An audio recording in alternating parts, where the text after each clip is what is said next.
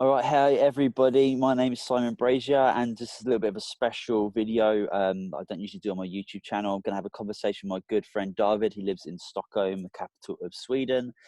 He is the head of admin at Tumba Gymnasium, and I thought it'd be really interesting to just have a conversation with someone kind of living on the ground in Sweden, as they're taking a very different approach to COVID-19, not just to other European countries, but to many nations across the world. So. Hi, David. Thanks for joining me, mate. Hi, Simon. How are Thanks you? for having me. I'm good. How are you? I'm great, man. Thanks again. So let's just get into it. So basically, yeah, Sweden taking a very different approach. You've got your state epidemiologist, Anders Tagnell, doing very different things in regards to how him, as he's not a politician. He's a math. He's a math guy. He's a stats guy, and he's the kind of person who's leading the charge when it comes to COVID-19 in Sweden. So why don't you tell us a little bit about kind of what he's doing and what your experience is day to day right now? All right. Very good question. So, day-to-day life in Stockholm, in Sweden, is pretty much business as usual. You've got public transport running. You see a lot of people on the streets, and restaurant, bars, cafes are still open. There's a regulation. I think there's a ban of crowds up to 50 people, or more than 50 people is there's a ban. But apart from that, I'd say life is pretty much normal. Colleges and universities have switched to distance learning. So there are a few regulations, a few things have changed. But yeah, and you were talking about Anders Tegnell, the state epidemiologist. So yeah, I guess he's a very controversial person in Sweden. Some people really admire him. Some people think he's an idiot, to be fair. And I mean, there are some people who think Sweden should take the measures that most other European countries are. But he's giving he's on the news every day. He seems very calm. He tries to explain where we are at the curve, so to speak. And he thinks that till today there is no need to take further actions, basically. And is his role quite different and very independent from being a politician? Because obviously, Yes. Trump, Boris Johnson, Justin Trudeau, they've obviously got these health officials very close to them within their political party. So I think that's very, very different compared to what Sweden's doing, where basically you've just got this guy who, his whole job, I'm pretty sure the definition of an epidemiologist is to study people and disease. And then, you're that individual that can actually, with separating emotion, looking at the actual math, and is what everyone else is doing around the world really warranting, economic collapse in your country. And in Sweden, you say business as usual, restaurants, people are taking precautions. And I think the Swedish people are quite responsive to guidelines and regulations made by the government. So you've kind of got that trust there, rather than maybe in the States or in Canada, the governments feel that they have to implement law to get people to really take things seriously. Yes, very good point. Yeah, I think that's the key point here. That there are many regulations about how you should act in this pandemic, and I think in Sweden we tend to follow guidelines and listen to what the government says. So I don't think there is any need to have strict regulations or putting people in quarantine. If we're told it's better to do something, then we do that. And also, I think it's important to mention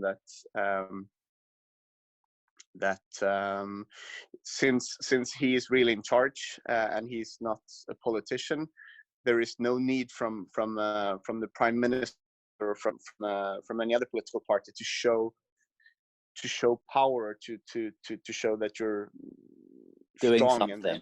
Yeah. doing something. Exactly. It's more of this man Anders Tegnell who gives the guidelines and recommendations, and the government do as he says, pretty much, or as his organization says. So yeah, I think that's a big key factor. You don't have a Donald Trump or a Boris Johnson who needs to show strength in this situation. This is more based on science and on numbers. And that's the key thing here, you know, like he's able to, it sounds like, you know, I think 4 or 5 days ago, there were a couple of articles came out from the US and the UK, just starting to talk about Sweden and what they're doing or, you know, not doing in some people's opinion. And even with maybe some rises in deaths that have, you know, supposedly contributed to COVID-19. I mean, we obviously know that there's some very dodgy test results coming out. People die every day, you know, so we can't, the numbers aren't always that clear, but the fact that Sweden's response was kind of more intellectual rather than everyone else's super over emotional response just shows to me like how you know, I really look up to Sweden. I really enjoyed living there, and it's a much different reaction. And do you feel calm? Do you feel safe? Do you personally feel like you guys are going in the right direction? I do. I really do. I mean, we obviously try to minimize our social encounters with elder and vulnerable people. My parents are in the elderly categorization, so I mean, I haven't seen my parents for 2-3 weeks, and that is obviously tough. But and that's really important to do. Yeah, that's really important. Can't take that away. That's really great. No. Apart from that, I feel healthy. My friends are healthy. My family is healthy. So why should I stay at home 24 hours? It doesn't make sense, to be honest.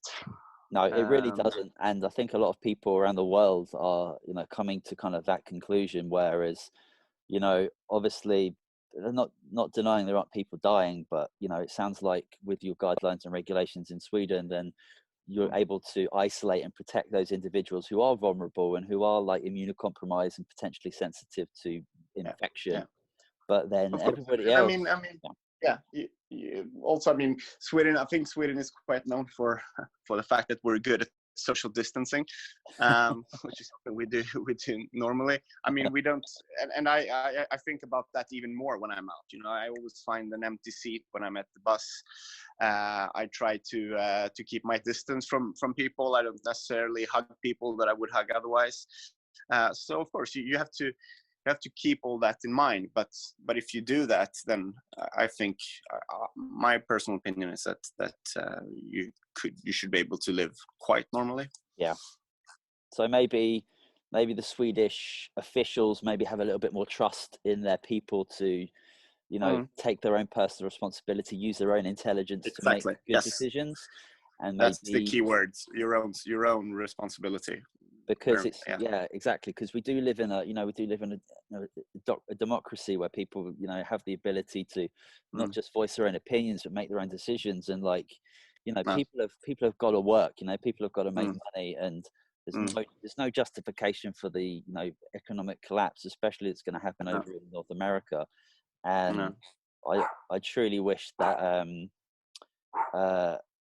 North America, not just America, but Canada as well, like really looked to some I'm getting a dog barking at me, that really looked at Scandinavia and looked at kind of how they do business. And, you know, if the model really works, you should try those types of things. But it's, you know, I've lived in London, I lived in Sweden, lived over in Canada for many years, and Sweden, without question, like, you know, they seem to be very versatile and have the, you know, they try new things within government, and they might try new policies, and if they don't work, they might try something else, but at least they're trying to be they're trying to be, you know, evolving as a whole country rather than just the current party in power. I agree, and that's also that's another important factor. I mean, when you hear this man giving TV interviews, he doesn't hesitate using the words "I don't know," because he cannot. You cannot know everything. You cannot predict the future. You will never know what the situation would be in 1 week. And maybe we'll see a total different situation in the country within a week, and then maybe we'll take other measures then. But I mean, if you look at the numbers, if you look at the statistics on how the situation is going today, then I think the measures we have taken are enough.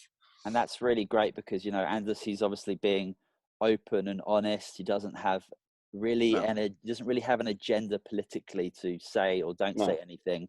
But obviously you've got many other statespeople around the world who you kind of hear them in their interviews. They're talking about what they know or what they figured out in the last 24 hours, rather than saying, listen, we don't know anything. It's impossible to predict all of this.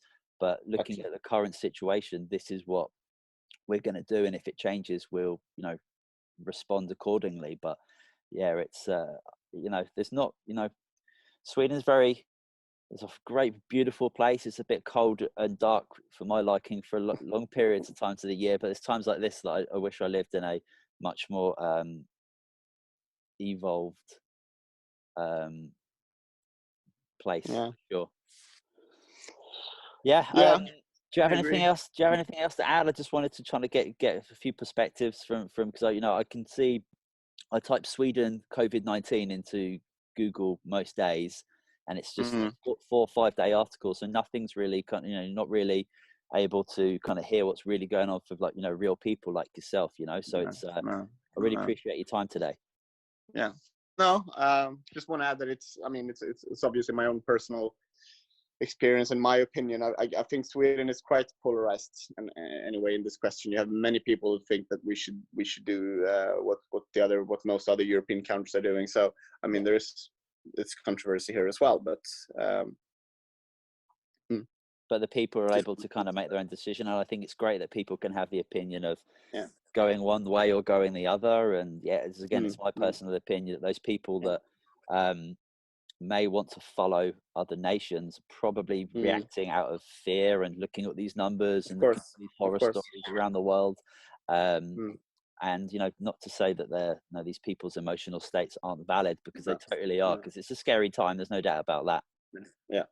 And also, I think one positive thing that has come out of this crisis is I think it's really brought it has brought the country and people together. You see new apps coming out where you're supposed to help older people or vulnerable people to do their shopping, and you know, it seems like you try to take care of each other, and I'm really pleased with that. That's great. Yeah, there's nothing quite like a national or even a global crisis that really brings the best out of people. There's no doubt about that. Exactly. And I think that after something like this, because this is completely unprecedented, that we all globally might think about what our thoughts, feelings and behaviors are doing to contribute to the world. Awesome. Well, thanks very much, David. I'm going to say goodbye for now. Thank you, Simon. Have a good day. You too, buddy. Thank you. Take care. Bye.